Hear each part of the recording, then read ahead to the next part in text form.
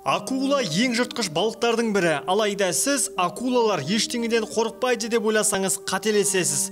Акулалар дельфиндерді көрсе қаша жөнеледі. Сыртқа пішіні мен жаратылысына қарап, дельфиндер акулалардан несімен мықты деп таңғалатын шығарсыз. Анығын айтайық, ал сіз лайк басып, каналға тіркеліңіз.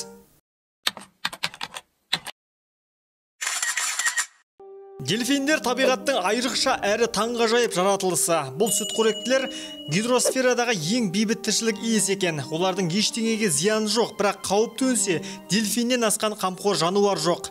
Дельфиннің сүйкімді тұрпаты алдамшы болуы да мүмкін. Себебі дельфиндер шебер қорғанып, жойқын шабуылдар жасай алады. Тіпті акулалардың өзі дельфиндердің алдында дәрменсіз. Дельфиндер үшкір тұмсығымен акуланың желбезегі және құрсағынан ауыр соққы жасайды екен. Ол жерлер акуланың ең осал тұсы.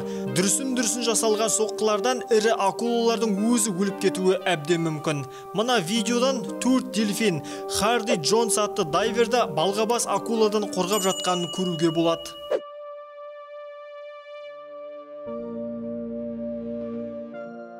Дельфиндер анасымен ұзақ уақыт бірге жүреді. Кей жағдайда 8 жылға дейін бір-бірінен алыстамайды. Соның арқасында бұл сүтқоректілер үйір болып өмір сүреді. Топталып жүрген дельфиндер бір-біріне қамқор болуға, үйірдің әлсіз мүшелеріне көмектесуге бейім. Олар жоғалып кеткендерді дауыс арқылы іздеп тауып алады. Өйткені дельфиндердің дыбыс импульстары өте қуатты болады.